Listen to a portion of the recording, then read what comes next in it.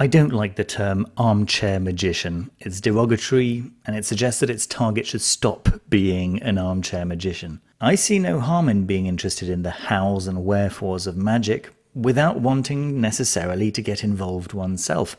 I'm quite earnest when I say that if you want to spend the rest of your life only researching magic and never trying it out for yourself, who am I to tell you what you find fulfilling? You have my full support.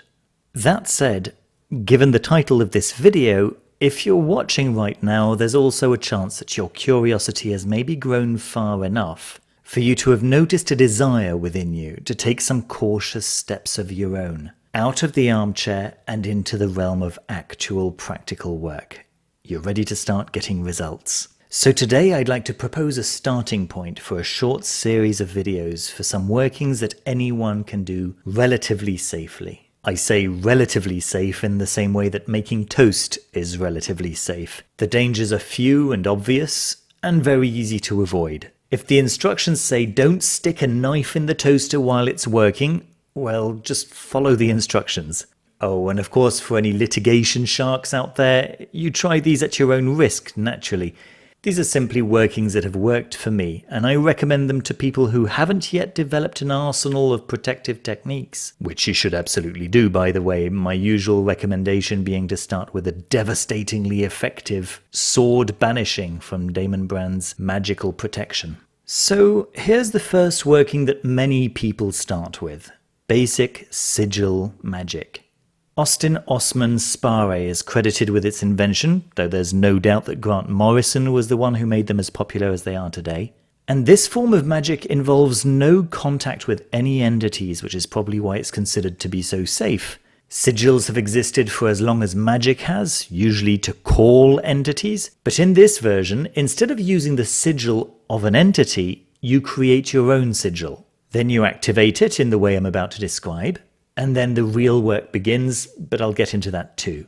If you've already got experience with sigils, I hope you'll pick up a trick or two here anyway, and do leave any comment below if you have any examples that went well or badly, and anything else that you think might help someone making their first attempt with sigils. Step 1. Write your intention. The very first step in sigil crafting is coming up with a sentence. A sentence that describes the situation you wish to see manifest. Should be easy, right? Well, not necessarily. There are rules, and they're very sensible rules. Rule number 1, the sentence has to be written in the present tense. You're going to be sending this instruction to your unconscious mind. Your unconscious mind is like the horses in front of a chariot. When the driver, so your conscious mind, is busy with something else, that is, most of the time, for most of us, the horses get to go wherever they like, and they usually go to the places they're familiar with, which is why it's so hard to break habits. If you can trick them into believing that they're familiar with a place that they're actually not used to, there's a better chance of them going there instead. So the sentence needs to be written in the present tense, because you're effectively writing a situation that you want your unconscious mind to consider to be its new normal. Let me give you an example. I see real live flamingos twice in the same week. When executed as if true by your unconscious mind, gets you in front of real live flamingos twice in the same week.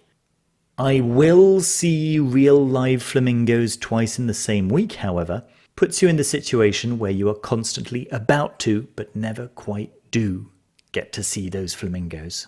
Seeing the flamingos always remains in the future, which is not what you want. That's your current situation.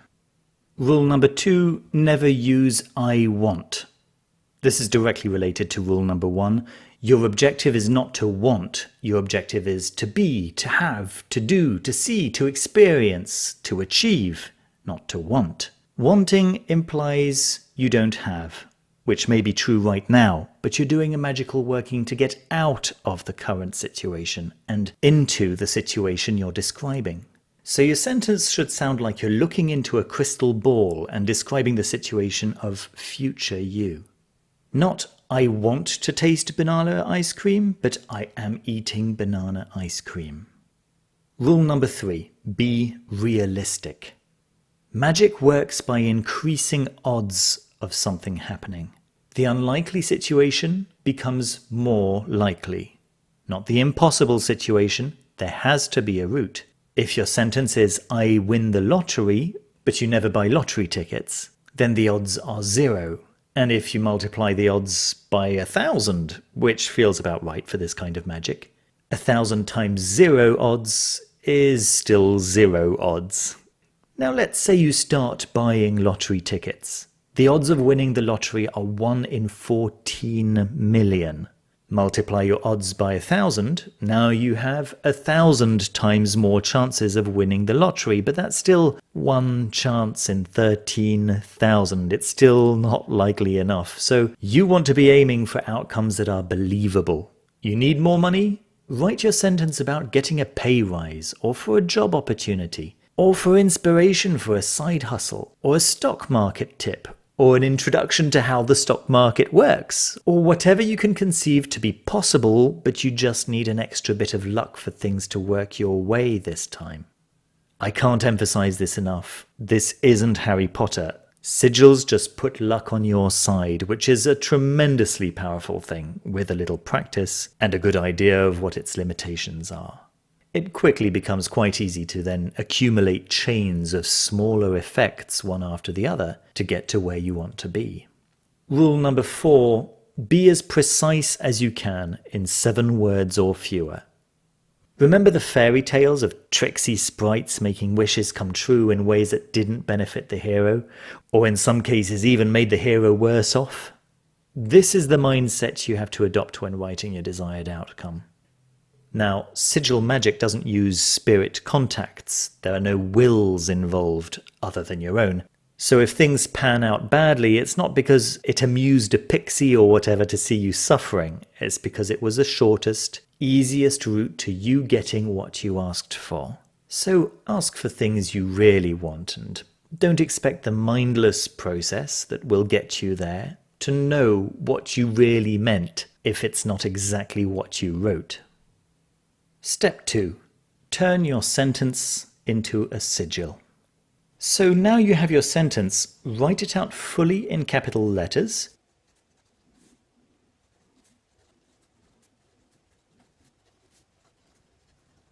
And go through it letter by letter. If it's a vowel, cross it out.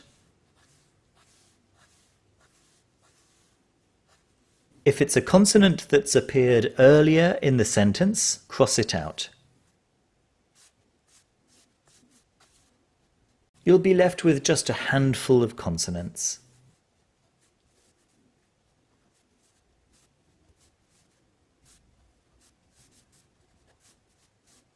Here's where you get to channel your inner artist. Use the letters to create an unrecognizable design. So just pick any of the letters, the first one's fine, draw it, and then add another letter onto that, and then another letter onto that. And you just keep going until you've added all the letters in one way or another, more or less recognizably, onto your design. There's no right or wrong way to do this, just add as you feel fit. Feel free to add little embellishments here and there, little squiggles, little circles, little triangles, wherever you think they might look interesting. And by this time you should already not be thinking about what your sigil means, but just about making it look nice.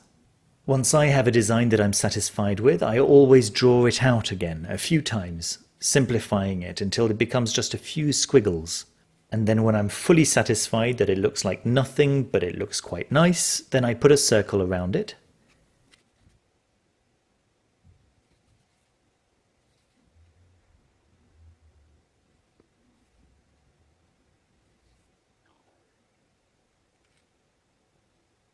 And I cut it out. Step 3. Charging the sigil. Grant Morrison got quite a bit of attention for suggesting that the way to charge a sigil is to be looking directly at it at the moment of sexual climax. In truth, it's any moment of conscious absence you're looking for. A moment when your consciousness shuts down temporarily, just for a few moments, to give way to unconscious reflexes. So during a short violent rush of adrenaline, a moment of great fear, a moment of meditative stillness, a moment of ecstatic appreciation for something beautiful, or even a sneeze. But yes, Grant Morrison's method definitely works too. Step 4. Destroying the sigil. Now you want the sigil to go away so that the intention that you put into it can be released, and the only place that energy remains is in your unconscious mind. Roll the sigil up into a tube, pop it into an empty jam jar or an ashtray or something that will safely contain a flame for about 30 seconds, and take it outside to set it alight. A little word of caution about fire and magic. Always assume that if there's a chance for something to catch fire when you use fire and magic, it will. Please take the necessary precautions when burning your sigils and never do it indoors. Enjoy watching the flames as you burn the sigil, and know that your intention is no longer on that piece of paper, but working within you already. Step 5.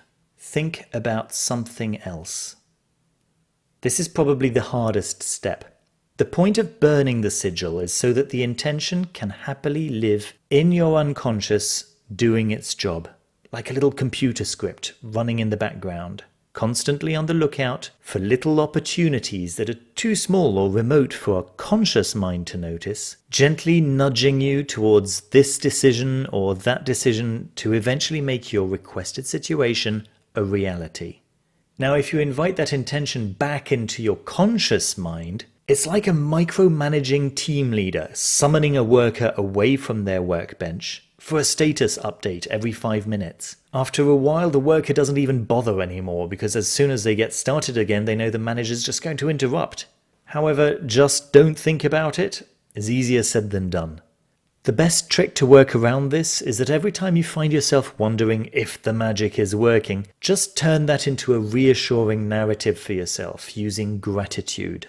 Something like, I'm so glad that little sigil's doing its job in the background, freeing my headspace up so that I can do whatever I can do on my side too. Now the results can be quite surprising. Do share your thoughts and experiences below in the comments. And while those results usually do make for interesting conversations with like-minded people, they can often alienate people who are not so close to this particular area of exploration in their own life. Remember that you're watching this video because you chose to click on the thumbnail, but it's likely that other people in your life may not have clicked on that thumbnail. I'd invite you to watch my video on keeping magic secret if you haven't watched it already. If you do find yourself wishing to talk to a like-minded community, however, the Foolish Fish Discord chat server is open to all members of my channel, and memberships start at just $2 a month.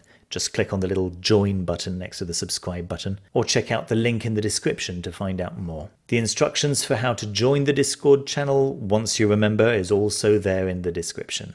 Do take a moment to hit the like button if you enjoyed the video. That really helps these videos to get suggested to people who wouldn't normally think about checking this kind of video out, and whose life may be significantly improved by knowing a little trick like this one. And if you haven't done so already, don't forget to click the little bell button next to the subscribe button so that you get shown my videos on your YouTube homepage as soon as they're published.